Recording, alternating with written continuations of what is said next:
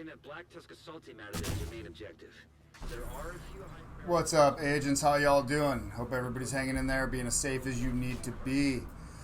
I really want to thank you guys for sharing these videos. The channel's been growing organically. It's all from you guys sharing this video, or me just putting out good enough content that people actually dig it and it gets around. So thank you so much to you guys. It's been season 7 for a little while now, and I realized my most popular video was quite a while ago. It's one of the few videos I had that broke over 10,000 views, and so I figured I would revisit it, check out what's good. Everybody likes to do big damage numbers with damage over time, status effects. Before this video, we barely broke 1 million damage as the max. A couple weeks later, I put out a video where I broke 1.25 million, and I decided that I really wanted to go back to it. It's been a while, so maybe I could go back with a fresh set of eyes.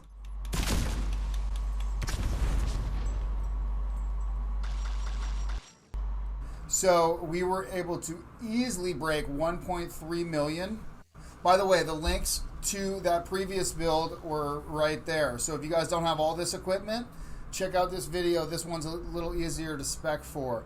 So while this video is going to hit the max damage numbers like all of my other videos, I'm going to also touch base on the 2 practical status effect builds that I actually use to run in game.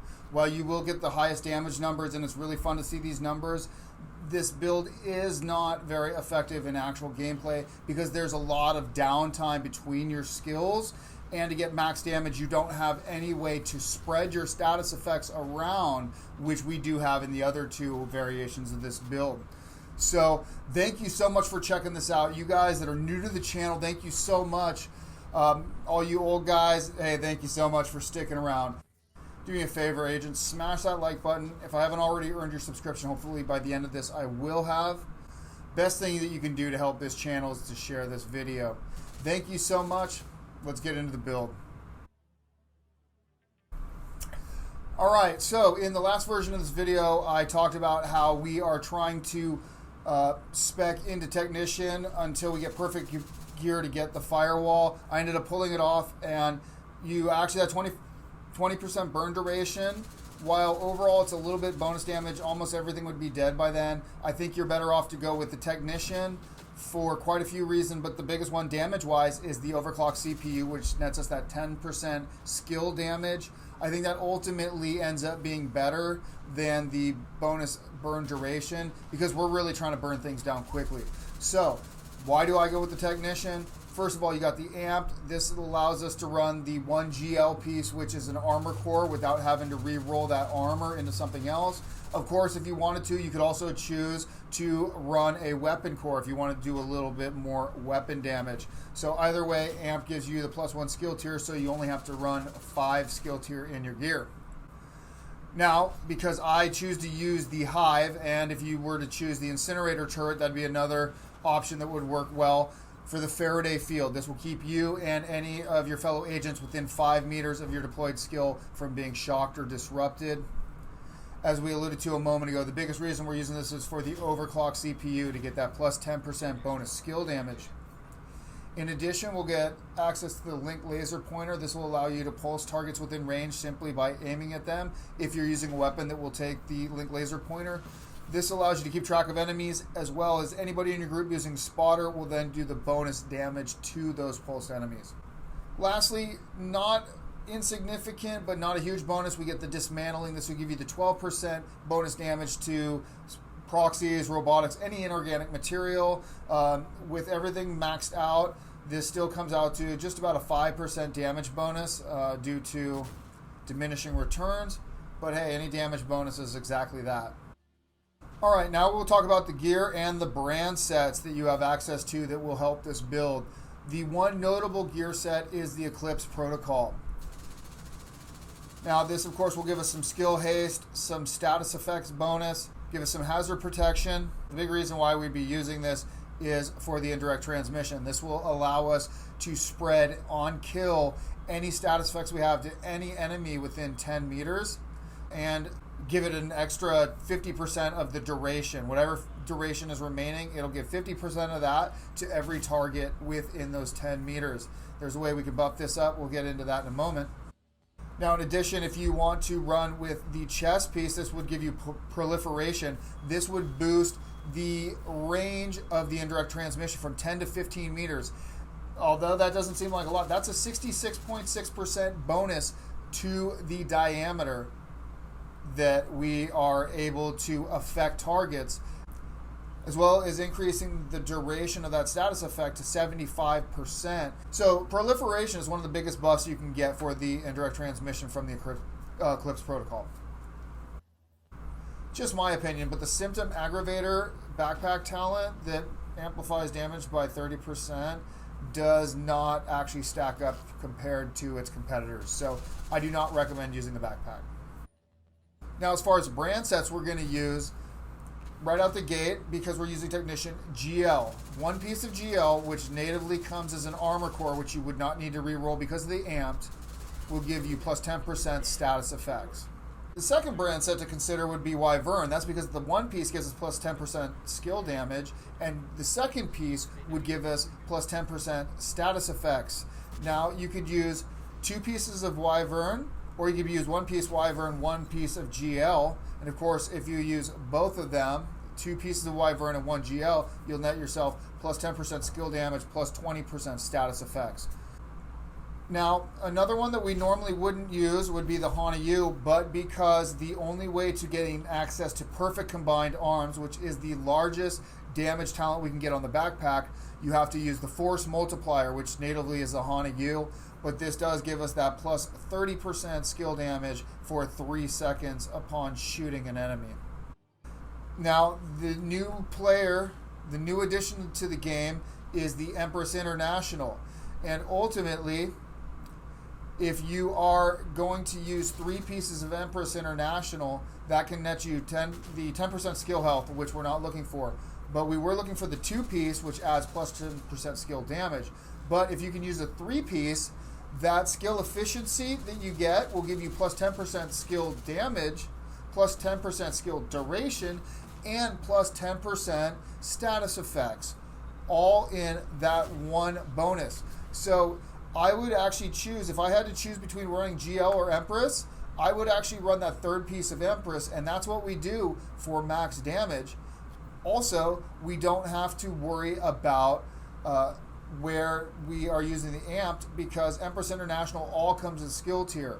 So this allows you a little bit more leeway, and may even turn into a situation where you don't even use amp because you're already running with 6 skill tier. Now, if that's the case, hopefully you'll get a God roll piece someplace in there, and then you could just roll armor onto one of your pieces.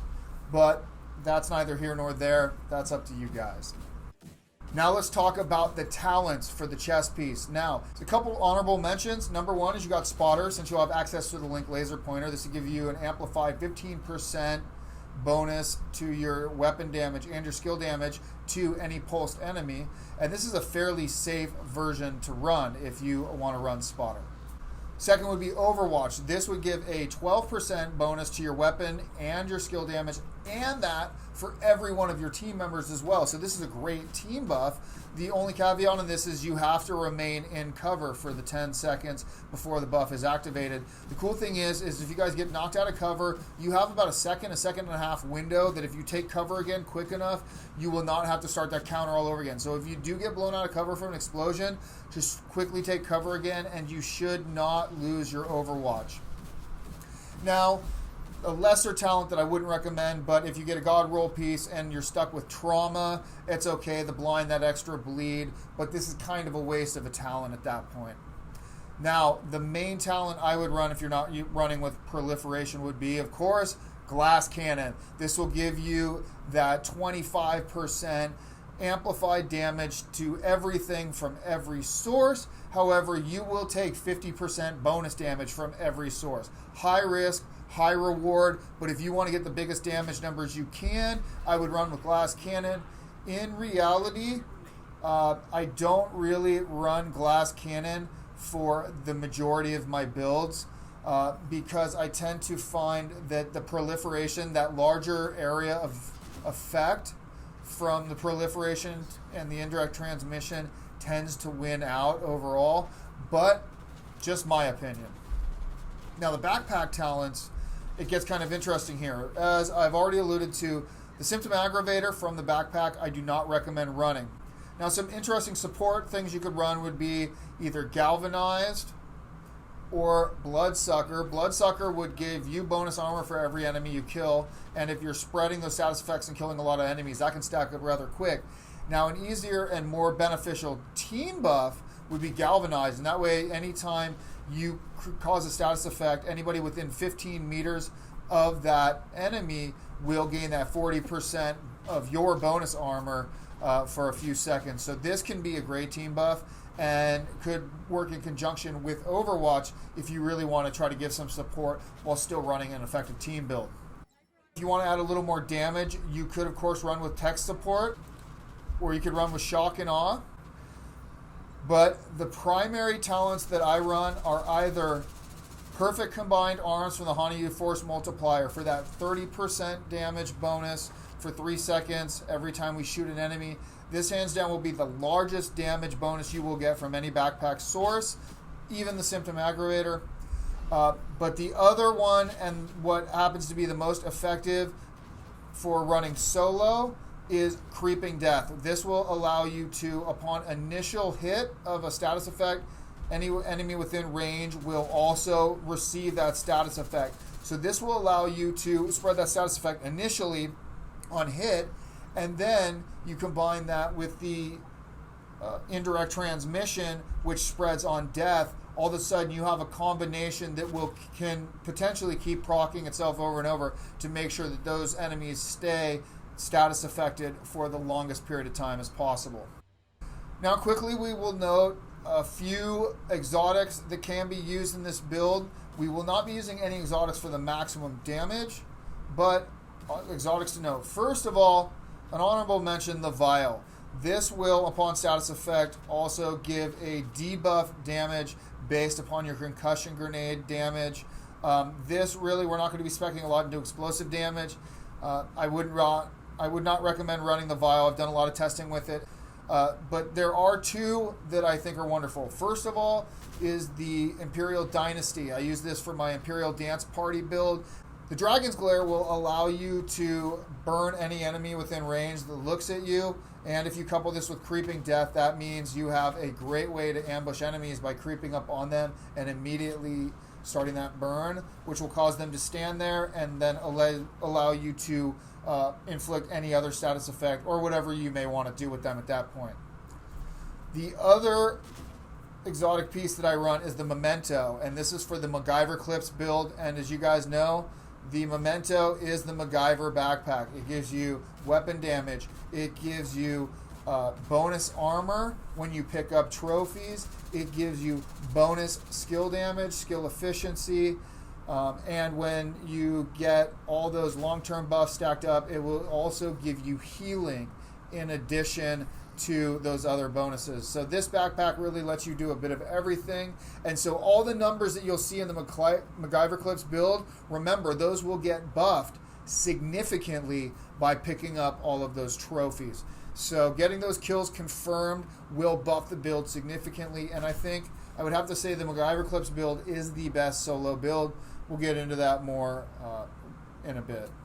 Now, last thing to note is every mod slot we are going to be running skill haste mods. This is because we want to have the lowest cooldown that we can without sacrificing any damage.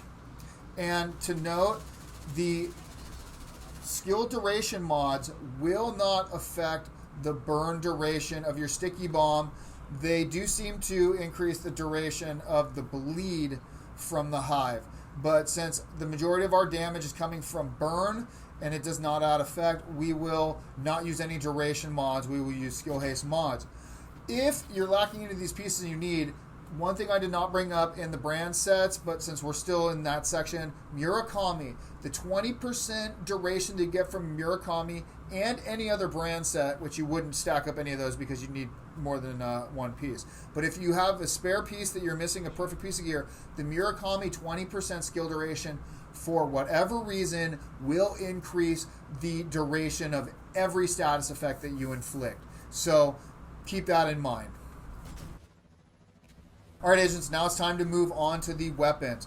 Like always, I recommend that you use whatever your favorite weapon type is. And that's because, hands down, the best weapon talent for this status effect build is Perpetuation. Now, to lower the cooldown time of Perpetuation for testing, I was using the Everlasting Gaze. This gives us a 16 versus a 20-second cooldown, but it does not buff the damage, and the duration is still only 50% bonus, whatever you use, but this will beat out the test subject. This is a very easy way to get maximum damage. And so in my case, I'm going to be running a P416 with Perpetuation on it and damage to armor. Now, really quickly, I will note, I did actual testing, damage to armor versus out of cover damage. Out of cover damage, I was figuring if you cause a status effect, most targets get out of cover immediately. So the plus 10% would beat out the plus 6% of the damage to armor. However, for whatever reason, status effects are not affected by out of cover damage.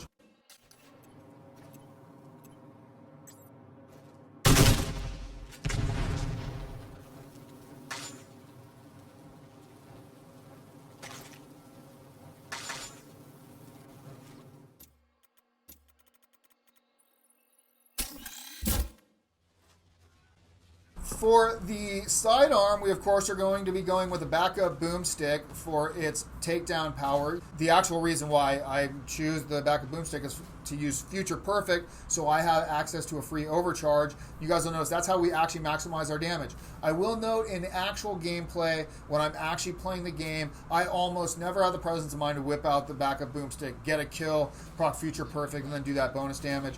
But for testing, it's a great way to show what the actual damage potential is. And hell, it looks cool in the build, right? Looks like you know what you're doing. So as far as the secondary weapon, you could go with the Scorpio. This is a great exotic. It has status effects. It will spread around from the Creeping Death. Those status effects will spread around from the Indirect Transmission. It causes all sorts of great status effects.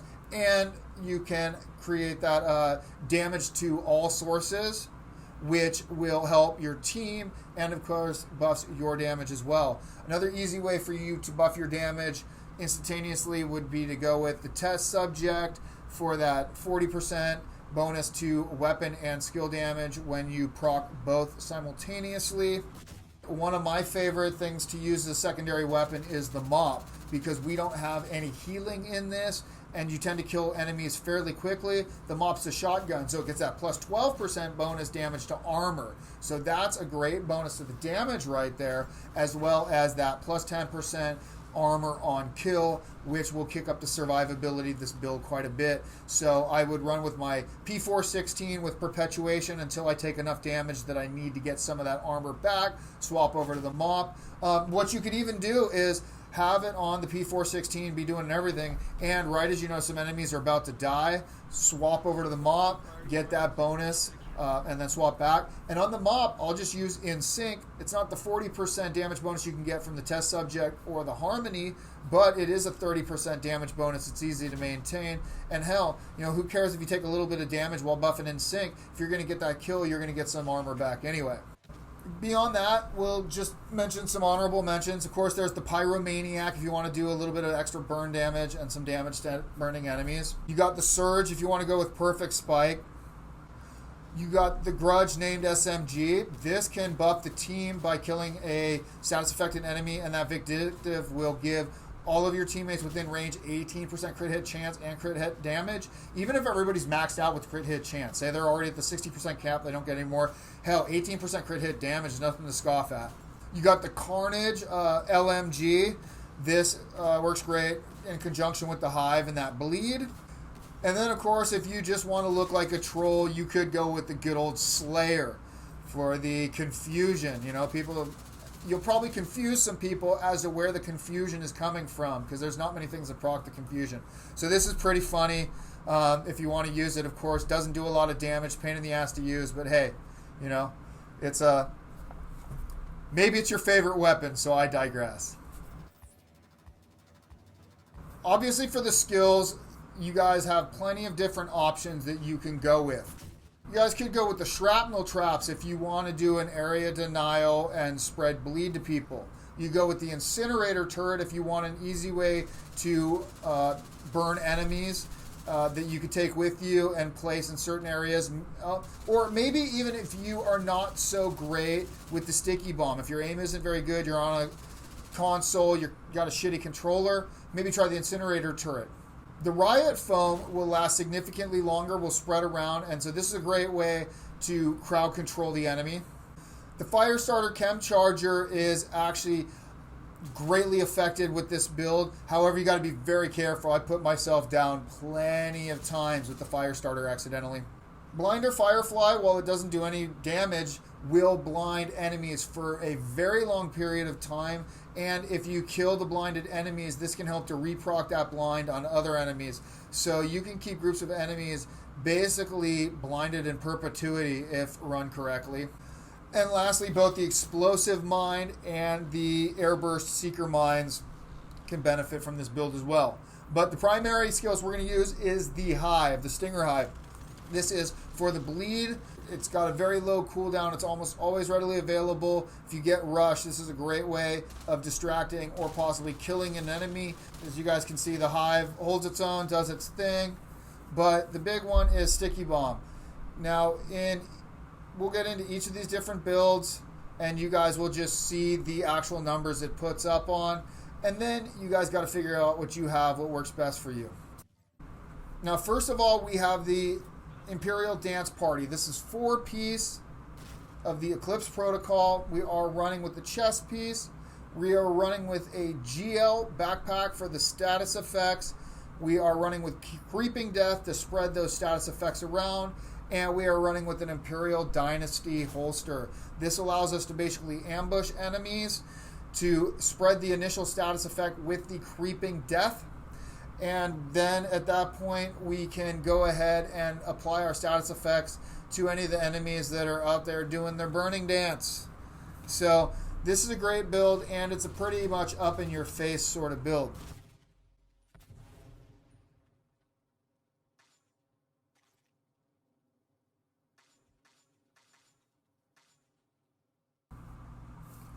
All right, agents, next we got the McGyver-clipse build. And this, again, I think is the best all-around build for a status effect build that's in the game currently, just because it has the most utility. You get that weapon damage, you get the bonus armor, you get the healing, and you get the bonus to your skill damage, as well as your status effects, and the extra duration and cooldown that comes down from skill efficiency. One of the main things I'll note is the damage output that you put out with this is substantially higher than the Imperial Dance Party build, and it only goes up from the baseline, and that's not accounting for any of the memento stacks that are inevitably going to start accruing. So this build starts out good and just gets better. Do be advised, running this build with glass cannon, you are a little bit squishier than usual, so this might be the sort of thing where you decide to go with Spotter or Overwatch. The McGyver-clipse, again, fitting with the name, is the one of these builds that really you can mix and match your chest talent to really benefit the specific team you're at, the activity you're at, what you have going on in the moment. You know, you could be in the middle of a firefight and quickly switch out your chest piece depending on the situation. So I personally run with glass cannon, but choose whatever you want.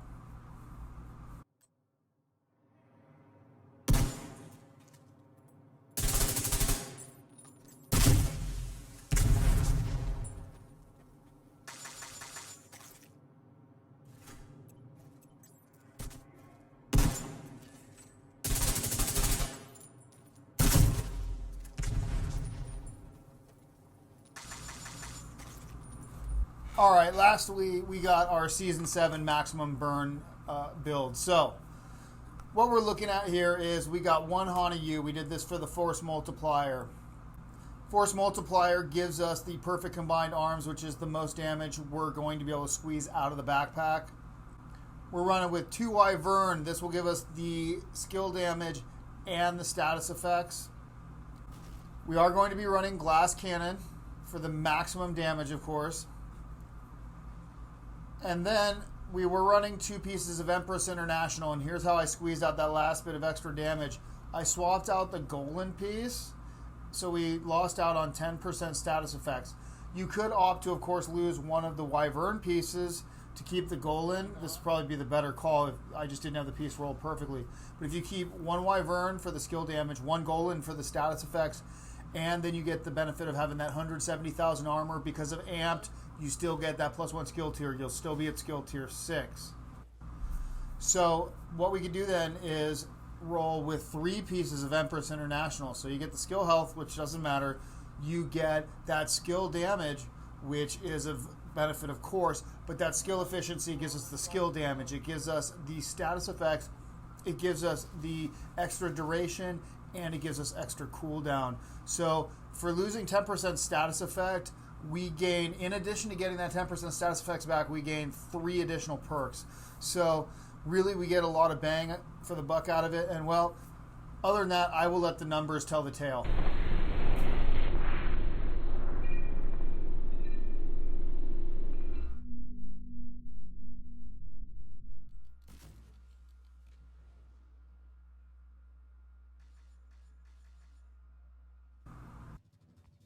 All right, agents, there it is. So do me a favor. If you guys have hit higher numbers when running solo, let me know how. What numbers were those and how did you do it? If any of you guys are running a different version of a status effect build that I haven't brought up, please go ahead, comment on it, provide a link. I'd love to check it out. If you guys run a different talent on either the backpack, the chest piece, or even a different weapon talent, let me know what it is. On your way out, smash that like button. Hopefully, if I haven't earned your subscription by now, today will be the day. Best thing you can do to help this channel is share the video. That really helps out. Thank you so much, agents. You all take it easy. Be as safe as you need to be. And I'll catch you all in the Dark Zone.